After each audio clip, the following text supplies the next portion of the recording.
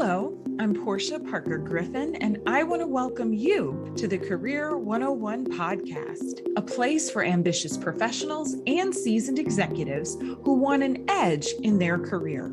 We're talking about all of the things you were never taught or told when it comes to career growth, development, and change. Now, let's get into it.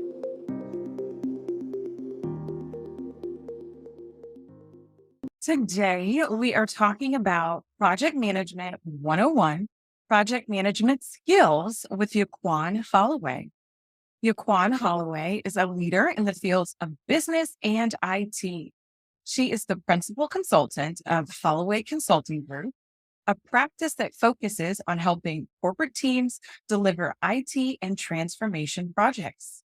Yuquan also helps them resolve systemic process issues and train and coach associates on project management and Lean Six Sigma principles.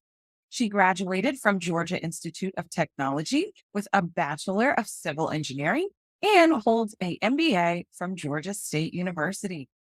With over 20 years of experience and leading large cross-functional initiatives, Yuquan has a track record of driving successful change.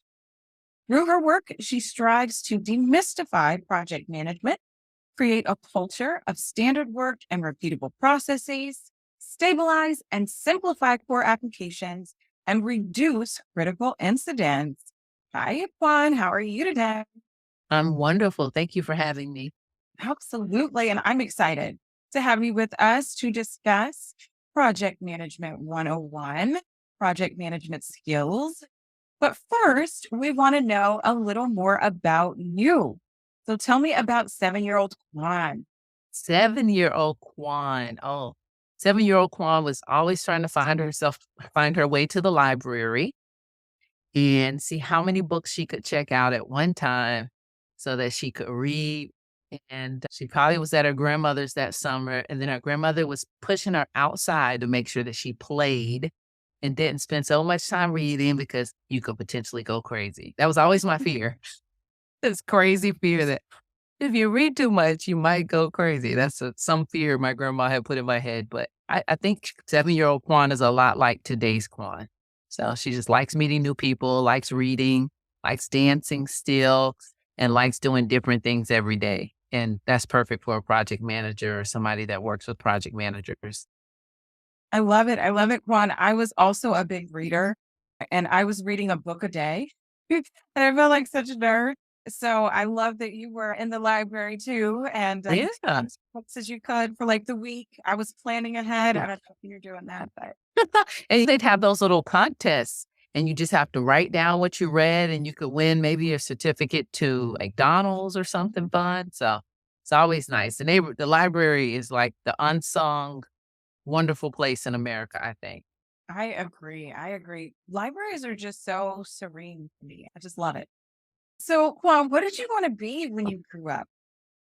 Well, I wanted to be a supermodel, but I never got over 5'2.5", so that wasn't going to work out. And then I wanted to be a pediatrician because I really felt like I love kids and I like being around kids and it'd be a good thing for me. And for whatever reason, I just never made medical school a priority. But I felt like that'd be a good mix of my skills. Yeah. Supermodeling and pediatricianing. I love it. So, what was your first job, Kwan? My first job was at Macy's, and I worked in the shoe department in the clearance center, which they put one shoe out and one shoe in the back. Horrible idea because it could get all kinds of crazy. And there was no organization necessarily to where that one shoe was, but I loved it because I got to talk to people from all over the world who would come to our wonderful clearance center trying to get a good deal. And they try to steal too, because this was back before you had coding that spoke to the specific item. So they would switch tags and try to get better discounts. And I felt like I was a great detective. So it was just so fun to try and detect who was doing what to the shoes and clothes at the Macy's Clearance Center. I loved it. Still might be my favorite job ever. Detective Kwan. So tell us about some highlights or pivotal moments in your career before you started your business. Sure. I spent a large amount of my working years at the Coca-Cola company. So it's just an awesome opportunity and place for me to grow up and to really learn about business and learn about how things work and learn how to get things done in an organization that had a lot of different layers and complexities and people and resources are always strapped anywhere and anything. I learned a lot there, but I got placed in a project management role really before I had the project management knowledge. And that made the very first year of my project management life pretty difficult. And so I had to learn a lot of things the hard way and learn about rigor and why rigor was important. So it was just a pivotal time in my career and probably the most important series of jobs I had at Coca-Cola was that of project manager. What would you say has been your biggest career challenge so far before starting your business? My biggest career challenge prior to starting my business was being cast in a role as a sales and business planner. Which meant I spent hours upon hours playing around with spreadsheets and building models, and that is not how my brain works. Whereas the project management role, though I found it challenging at first, after I got my bearings and figured out the best way for me to proceed, I had an awesome time. That that challenge of being a sales and business planner and an analyst of sorts is that my brain doesn't necessarily work in data structures and I also thrive off of talking to people. And so sitting for hours upon hours, building spreadsheets and playing with models and then creating PowerPoints about said spreadsheets to give to salespeople. It was a sad time in it was challenging. And then once I got the hang of it, it was sad because I didn't get to talk to people. That was probably my biggest challenge of my career prior to starting my business. What motivated you to start your own business? I like to consider myself an accidental entrepreneur. Unfortunately, the title of that book is already taken. I would have written it. My mom had a cleaning franchise as I was coming up, and she worked. That was really my first job, but I didn't get any kind of pay for it. Yeah. She worked from sun up to sundown through the night. And sometimes our people would show, sometimes they wouldn't. Sometimes we have a really great year, sometimes it'd be a tougher year. And I learned, oh my gosh, you work yourself. You really work when you're on your business. So I'll never do that. I got the opportunity at Coke to take a leave. And I thought, I'll just go do something fun and determine whether or not I want to go back. And so as I was thinking, what will I do? I was like, what did I have the most fun doing when I was at Coke? And I was like, I really like being a project manager. I gotten promoted and I was running teams of project managers. And then I was looking at system applications. And I was like, I just had so much fun being just a project manager. So I went and I got a contract role as a PM. And I started attracting more and more work. And people would reach out and say, hey, remember when you did this for me back 10 years ago? Do you think you could do that or help us do that? And so it just became an organic thing and just has grown into all the things I really enjoy to do, but now within an organization where I get to lead. So I'm definitely an accidental entrepreneur, but enjoying the journey every day. It sounds like project management was interesting to you, but when you think about starting your own business, sometimes people don't know what to focus on. How did you decide to focus on project management? I had a woman I'd spoken to once, a coach, and somebody was going to call me. I knew somebody had called me and said they wanted me to come in and talk about a potential thing. And I thought, let me sit here and I created all this stuff. And I'm going to tell her this and I'm going to tell her that. And I'm going to tell her this. And a very wise woman said to me, why don't you go be quiet and listen and whatever they need, that's an offering and start there. And I thought, that's brilliant. And so in a sense, the request that people have made and the work that I've done has built the niche of project management.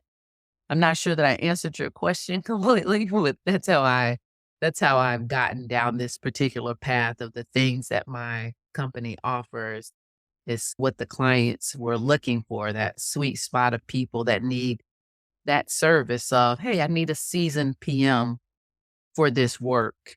Or, "Hey, I don't mind if it's a seasoned PM or not, but I need somebody to build this out for me step by step," or, "I need training for my people," that type of thing.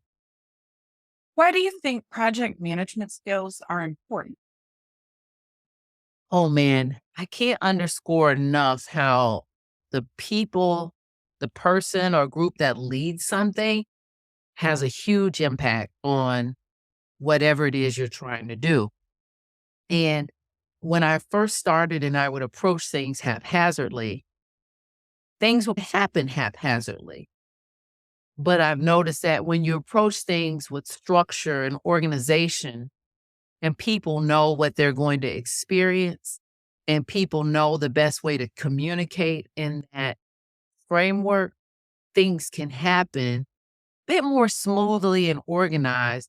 And you don't just end up somewhere happenstance, but you have a much better chance of reaching the specific destination that was set in front of you.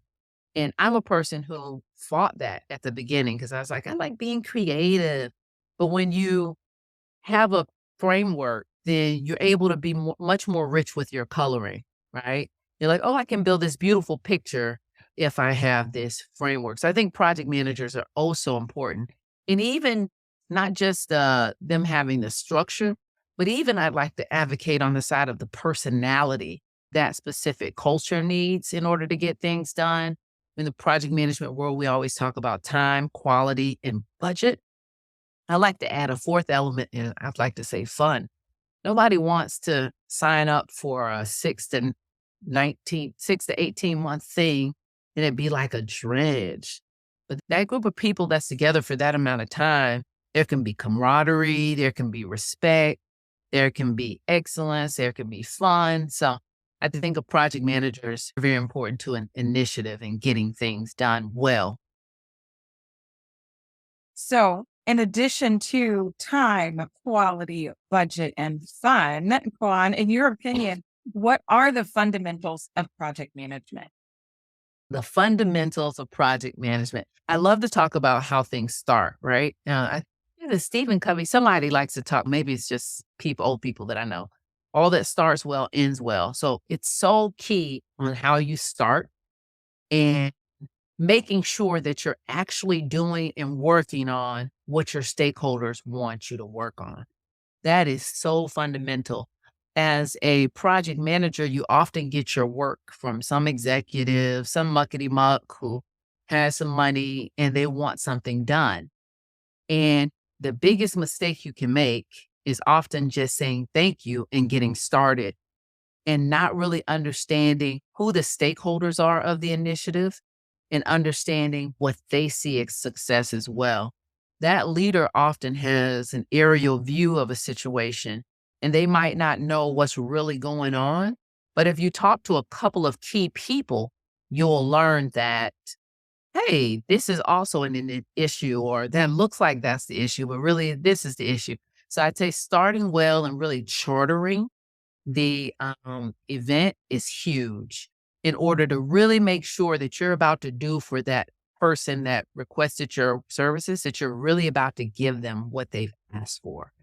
Because you might give them what they asked for and it'd be all wrong. So you need to really know that they know what they're asking for. So I think that's a huge fundamental is starting well, knowing who your stakeholders are, and taking those stakeholders along for the ride. There's nothing like getting all the way to the end of a journey and having a stakeholder come out of left field and just knock everything over. Like you've spent months, you think you've done well. And then there's this quiet, still voice at the kickoff that says, well, what about such and such? And you're like, what's such and such? And they're like, Joanne in accounting, she needs that. What are you going to do for her? You're like, I didn't know about Joanne in accounting. And then you're stepped back. So I think those things are huge fundamentals is starting well, knowing who your stakeholders are, and taking them on the journey with you all the way through. Having some routine and rigor to how you approach things. Can you tell us a little bit more about a project charter for anyone who doesn't know that terminology? Yeah, I love a good project charter because there's nothing like having, I mean, you say, like, oh, this sounds like it could be boring, but actually, it's asking you the questions that you need to ask yourself. And so it'll have on there the background, why this is even important. And I'd say that's a key thing. There should be a reason why this work is starting. If there is not a good reason for this work to start, you shouldn't start it because there's 50 other better things to be done. Every organization I know right now is strapped for resources, time, and or money. And people are precious commodities. And for you to take your time and lead this initiative and bring 8 or 9 other team members along, it's big. So what is the reason for this? And be very clear on it because there are going to be some days where the only reason you keep going is because of the background and the reason. We should also know what are we specifically working to achieve? What's the specific objective? And I love to use SMART, the mnemonic SMART as to relay out objectives. It needs to be specific, measurable, achievable, relative to this specific organization and time bound. So do I have a SMART objective? And can I measure something to know that I've reached it? Is there a specific amount of waste that we're driving out? Are we increasing sales by this percent? I want to be at the end of the road, be able to say, yay, I made it. And if I don't start with a clear objective and clear metrics, then I might not be able to say that. I want to know who's involved, who are the team members. And I make that a part of my charter because I want to know who my key stakeholders are. And if possible, I want to take from those stakeholders and have some representatives from them as a part of the project team. There's nothing like doing a project and then trying to get other people to accept it 9 months later and they haven't been on board, they haven't been a part of it. My charter also talks a little bit about the routine of how the project is going to be managed. Are we going to meet biweekly on Tuesdays? Just having some organization and rigor. And I'm looking at it in my head. I also have a little bit about finance on my charter. What's this going to do financially for the organization? And there's several different ways I can look at finances, right? Am I going to increase revenue? Am I going to decrease cost in the business? Am I going to improve employee satisfaction and that's going to help me with retention? Am I going to increase my customers' happiness or delight so that they buy more? What am I specifically going to do financially? So all those things together help paint a really good picture. And I doubt when someone assigns you a project, all of those things, most people that are asking you to do a project don't know those things. So just you stepping through that charter will put you at being one of the most knowledgeable people on the topic just by getting those questions answered. And you're going to have to talk to a couple of people to get those questions answered because there's not one person that knows all of that. And that's going to be very helpful too. So I think I've written blogs or talked about it. I think the charter is the most important document. Let me tell you, there's nothing like getting to the end of a project and realize you did not really work on what somebody wanted you to work on. It's embarrassing, but it happens so much. Like communication is key and it puts it in print and I will actually put it on a slide or print it out and walk through it, each part of it with someone. And they'll say, oh no, I didn't mean that. Or that's crazy because of this. Or talk to Karen because she'll tell you that's not really a problem. So it's just a really good starter document that saves you a lot of pain in the future. Thank you. The Career 101 podcast is brought to you by Fly High Coaching, where we help our clients soar to their full potential. More and more professionals and executives are setting out to achieve their career goals. But without the right support, it can be difficult, if not impossible. Whether you need career coaching, interview coaching, or a professional resume, we're here to help. Check us out on our website, fly-highcoaching.com. For breaking that down for us, because I find that a lot of people don't know what a project charter was. And I didn't know what one was until I started my own business. And just hearing you talk about project management makes me see even more similarities to change management. Oh gosh, yeah. We work with organizations. We do some change management, organizational development, depending on what they are looking for. And I'm just hearing a lot of Oh, similarities. yeah. So Believe it or not, I'd say post-pandemic, most of the requests that we get are more change related than they are project related. And I often make sure my project plans have a good change component. But sometimes I'm like, hey, you need a change person. This is bigger than just a line item on the project plan. If it's a big change, you got to take people from the beginning to the end. That's back to my stakeholders. I got to be clear on those stakeholders to make sure I'm bringing all of them along for the ride. So I think a lot of similarities and a lot of integration could happen between change management and project management. I agree. So many executives and professionals believe they should improve their project management skills. From your perspective, what are some of the best ways to improve project management skills? Yeah. If you're a practicing project manager, I'd say the best way to improve your project management is to keep working and also evaluate the experience, right? For yourself and for others. I love having after action reviews at the end of a project. If it's been a real messy project, I like to call it the good, the bad, and the ugly. I like to let people fill out anonymous surveys so they can really share their opinions and then for us to step through what worked well and what didn't work well. And then from that what worked well, I'm like, oh man, how do I continue to leverage that in future projects and keep it in my tool set? And for the things that didn't work well, how do I mitigate that and get better at that in the future? So you learn a lot from evaluating your projects and getting feedback if you practice and you're a project manager that works a lot. I can't tell you how many times I had to learn if you don't have a clear charter, you're in trouble because you often get asked to work and do something and it's like, hurry up. And you just start putting out meetings and you're already in a project, but really you're just having series of meetings. And I'll get halfway in and I'm like, you should take a second and do a charter and really kick this thing off. But I'd say to get better as a project manager, I'm always working to get better at the specific components that can cause the most issues. I think that one I've been focused on the past couple of years the most is risk. And the pandemic really helped me there. It's just you never know what's going to happen. So I love to ask people to think through what are all the things that can happen so that you can go ahead and determine which one of those are more likely than others. If you're not a project manager, but you want to be one, or you're an executive who just wants to have a better understanding. I mean, I think there are lots of classes that you can take, a one-day seminar here, a online course there. The catch is, as soon as you take a course or as soon as you attend something, put at least one of the things in motion immediately. If not, it's just something you went to some years back sitting on your hard drive, or I got a whole bunch of them sitting up here on my thing above. And you'd be surprised just taking one thing back. It sounds, oh, that's not big. It's huge. If you do something like that every year, every 6 months, you learn something new and put one thing in motion. As a PMP, you have to constantly get training. And sometimes I wait to the last minute and then I'm like, okay, I got to take an online course to make this work.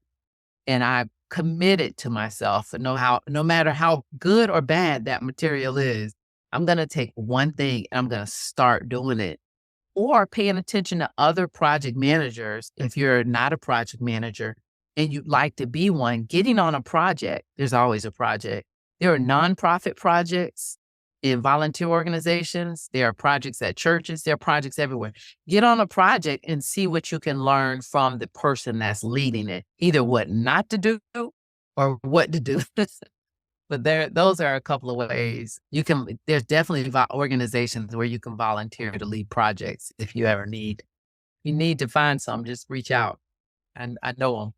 Yeah, I think along those lines, Quan, we've seen that a lot of our career coaching clients want to pursue careers in project management. I think you've already started giving us some of these, but what would you say are some tips or recommendations that you would share with people to help them prepare for a career in project management? Cool. And I thought you were going to ask me how they can potentially transition, but we'll go with I have this list that I've been building for a couple of years and I pulled it out. And as I think about, I'm interviewing project managers all the time. And I ask myself this about the person I interview. I said, a successful project manager is someone who has a high degree of flexibility and adaptability to changes. When I tell you everyday changes, the focus changes at the company, in the industry, and in the world every day. Like you thought you were going this way, now you're going that way. So if you struggle with flexibility and adaptability, what ways can you work on that for yourself? How can you work on being a bit more flexible with others is important. Is a good communicator. And you have to be able to communicate with the spoken word and with the written word. And I'd say you don't have to be the best writer in the world, but you have to be very clear. And people have to understand what it is you're working to say. You'll find a lot of times you're doing PowerPoint decks, you're preparing. I've even had to prepare speeches for senior leaders for kickoff conversations. So working on your communication is key. If you can get more and more opportunities to speak, if that's a place where you struggle and get nervous with people, Toastmasters might be good. Something that helps you with that is persuasive.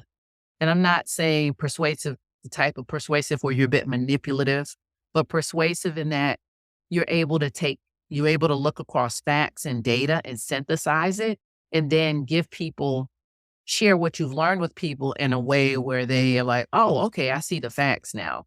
Not, I just need you to do this. People want to know why, especially Gen Z. They need to know the why. You're not just going to tell them to go do something. You need to give them background. Can function in an ambiguous environment with ill-defined relationships. Whoa, when I meet somebody that can do that one, I'm like, I'll hire them to go anywhere. If I see anything that trips up a project manager, it's because as a project manager, you get dropped in different places. It's almost, I'm not saying it's like combat, but they'll just drop you here and embed you with this random team of people. And I don't know what kind of environment they really have. So I need to know that you can be somewhere and figure out by paying attention to the people around you. Okay, what kind of Quan do I need to be this week? Okay, I need to be quiet and listen, or I need to raise my hands, step up, and put some order to this conversation because it's all over the place. And that's just, I think about that often. Like, how do you teach somebody that? That's the one I struggle with. And then last but not least, has the ability to manage and resolve conflict relationships. So that's the one I like the least because by nature, I'm a conflict averse person. But if you let conflicts just simmer in the background of a project, it'll tear the team down. So if you have opportunities there, then maybe taking a quick course on conflict and negotiation and resolution. But that's my super duper list that I'm always trying to, when I talk to somebody, and there's really no questions you can ask other than tell me about a time when. This is the list of what I'm looking for a great project manager. So in places where you can improve these skills, I think you really have a good shot.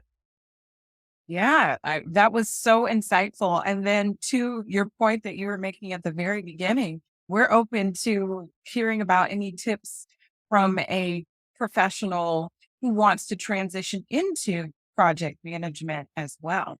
The best tip I've had in like, especially when I was working inside of Coca-Cola, and even when I first left and I was looking at different opportunities, if you can find somebody that's doing what you want to do or managing a group of people that are doing what you want to do and ask them for an informational interview, I found that to be just an awesome tool. Now, and truly be prepared and go in and ask them great questions about what they do, how they do it, what's been the hardest parts of their job, what success looks like in that specific space, in that, because project managers look different everywhere you go, different. This organization treats them different and does this, that. So if there's a specific one you're looking at within a specific company, I'd say go ask somebody, do an informational interview. They can't get more than 20 minutes in that interview before they ask you about yourself. If you really have just been asking them about them, human nature makes them want to know more about you. And then you can share, I'm doing this right now. I'm a procurement analyst. I'm doing this. I'm interested in what you're doing though. Any tips? And then if it's in, I think the best place for you to make a transition into a project management role, if you're not already in one, is within the company that you already are. And so reaching out to people that lead projects in your organization and asking, can I shadow you for a day to see what you do? One, to see if you even like it, because maybe they're calling it project management, but they're really not doing what you consider to be project management. And if they are doing some things that you like, asking if you can have a seat on a project. Hey, is there a way I can contribute 3 or 4 hours a week to this project? If your manager's on board and that team's on board, people always need help. I can't tell you how many times I had people come to me and ask me, can I shadow you? Can I do a little something? I would always put them towards the change side because I always needed help there. Yeah, you can help with a little bit of this and a little bit of that, write the weekly reports, blah, blah. And just funny, quick story, I did a training at Coca-Cola a couple of months ago, and the woman who brought me in, she manages like 20 different PMs. And she starts off by saying, hey guys, 15 years ago when I was first here, I reached out to Quan and asked her, could I shadow her for a day? And I was like, you did? And I did, and I loved it. Then I asked her for, can I do a little this and a little that? And it's how I got here. And I was like, wow, that stuff does work. People will say yes. So I'd say reach out to people that are doing what you want to do and just talk to them. People love to help people. And then the nonprofit world as well. They always need help in finding an organization and asking them, is there something I can do to help from a project perspective? Is there a project you need ran? And then that goes on your resume and you've been a project manager and you got results to share. And I mean, they're results. So it doesn't matter that it didn't come from a corporation. It's probably even harder that you did it in a volunteer sense. Yeah, I agree. So tell us more about Holloway Consulting Group. The Holloway Consulting Group, we do three main things. And the first one that we just talked about is we oftentimes get asked by project management offices, a PMO, you'll hear that terminology, a PMO leader. They may be responsible for all the projects in an organization and they have project managers that work on them, or they might set the standards for that organization on what a good project looks like so that they're protecting the company's investment to make sure people aren't running projects haphazardly. They always have more projects than they can handle.